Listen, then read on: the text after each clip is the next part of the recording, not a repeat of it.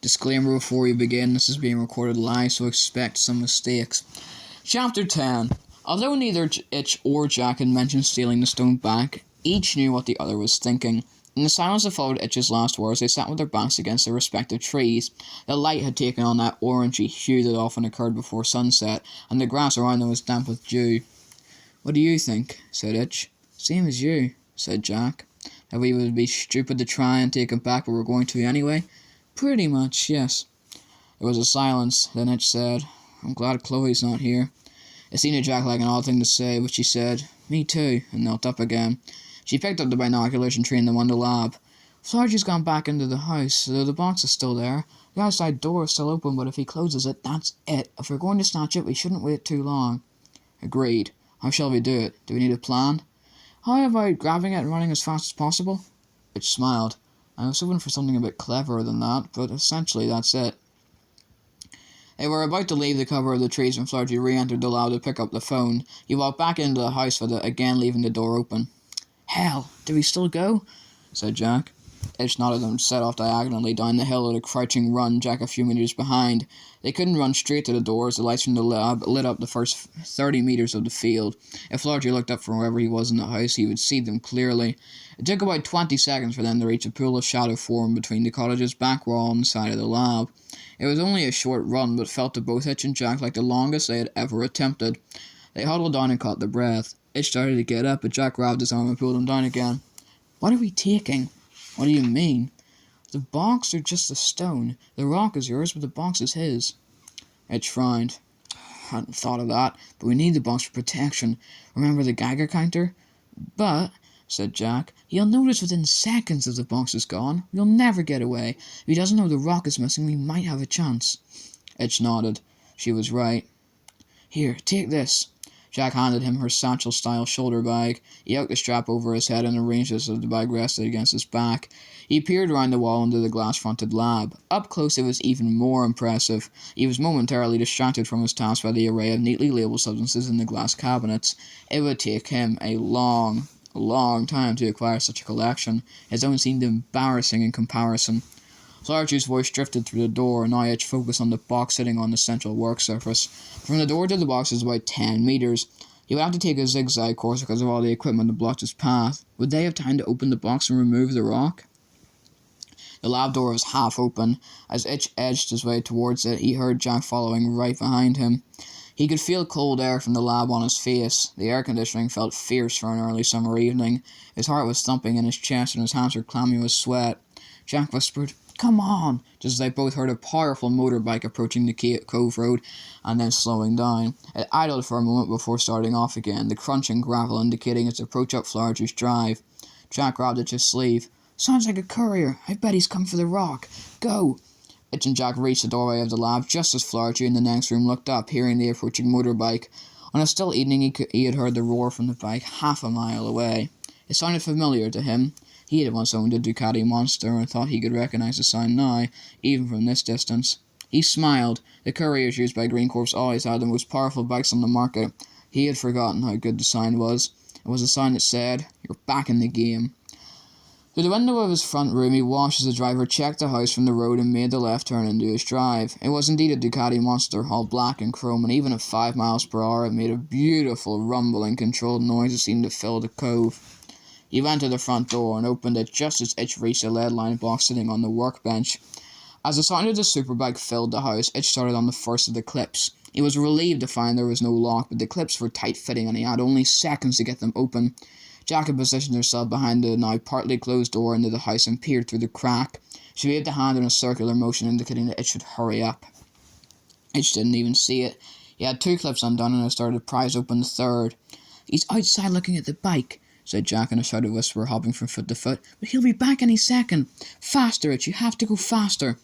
The last clip was open now, and Itch looked around. Seeing a towel hanging over the rowing machine, he ran over and grabbed it. Back at the bench, he opened the lid. Inside was a small polystyrene packing box. He shook it and felt the stone rattling around inside. He remembered what Florgy had been wearing when he was checking the rock and looked around again. He felt exposed, scared, and thrilled, all at the same time. Spotting the shiny grey gloves, he grabbed the nearest one and slipped it on. It looked like a washing-up glove, but it was very heavy. Itch guessed that it was lead-lined. He opened the polystyrene box with his bare hand and reached in with the glove. He'd forgotten how heavy the stone was. It rolled to the edge of his gloved palm. Recovering quickly, he closed his fist on it. The polystyrene went back into the lead box, and he wrapped the rock in the tile and shoved them both into Jack's bag. "Nice bike," said Flaherty to the courier, who had removed his helmet and was shaking his long blonde hair out of his eyes. "Thanks, Dr. Flaherty. I'm Doogie. You have a package for me, I think." "Indeed, I'll get it. I used to have a Ducati Monster. Beautiful machines, aren't they?" Doogie smiled. "I could bore you senseless, Dr. Flaherty, on the 1100 here, but this package of yours has to be on a plane at midnight. A swift turnaround needed. You'll need one of these." He had a plastic-coated steel chain with a small lock at one end. "Of course. 1 minute," said Flaherty. He took the chain, turned, and went back into the house. "Too late! Hide!" Jack saw Flaherty approaching, grabbed Itch, who was still shutting the clips, and pulled him onto the floor. They shrank back against the bench drawers, the bag between them. Reflected in the window, they saw Flaherty stride into the lab and lift the box by its handle. He stopped abruptly when he noticed that one clip was open. They couldn't hold their breath. There just hadn't been time to shut them all. Flaherty shook his head, closed the last clip, and wrapped the black chain around the box. It went round twice, and he clicked the two ends of the lock together, then left the lab. If the Ducati hadn't been making its beautiful noise, he would have heard two 14-year-olds release long-held breaths. "Here you are. Guard it well. It's very precious," he told the courier. "I will, Dr. Flaherty." The man snapped the plastic seal around the lock, lowered his cargo into the specially fitted box on the side of the Ducati, and locked it. He put on his black helmet and opened the visor. "Good night, sir." He waved his salute and spun the bike round, spraying gravel in a neat arc. Flaherty watched as the bike roared down his drive and turned right onto the road. Its acceleration really was something to behold, and he stayed watching and then just listening as the bike disappeared northwards. Itch and Jack had already reached their bikes when the sound of the Ducati disappeared from the cove. The sun was setting and they knew they needed to be back at Itch's house soon. They wheeled their bikes to the road and, without looking back, pedalled quickly up the hill, Itch with the radiation glove still on his right hand. Neither had spoken since fleeing the conservatory. This was partly because they had been running and were now cycling, but also because they were both struck with the enormity of what they had done. They had stolen the rock back. They had actually broken into a teacher's house and taken it. And with every passing minute, Itch was also increasingly aware that he had a dangerously radioactive stone in Jack's bag. The tile was no protection at all. Before he reached the top of the hill, he had come to the conclusion that he couldn't take it home. It was dangerous and he didn't want it in the house.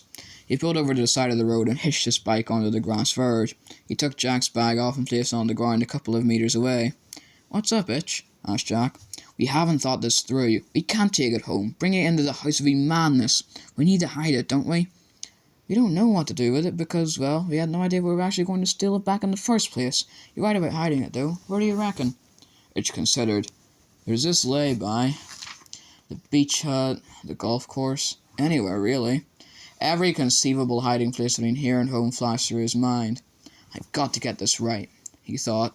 "This matters." "We need to decide quickly," said Jack. "It feels very exposed here." She pointed at Itch's hand. "Can we use that glove?" "Of course. It's not much, but it's better than a tile. Don't know how much lead you can get in a glove, but let's hope it's enough," said Itch. He peeled off the glove and went over to the bag. Reaching in, he grabbed the rock still wrapped in the tile and lifted it out. Jack held the opening of the glove wide as Itch let it drop inside. She felt it fall as far as the fingers, folded the glove over and handed it back. Itch wrapped it in the tile again and put it back in the bag. "Let's put it in the shed tonight and move it when we think of somewhere better." Jack picked up the bag and put it over her shoulder as they walked back to the bikes. Itch suddenly found his eyes prickling. After their argument last week, he had wondered if they'd still be friends.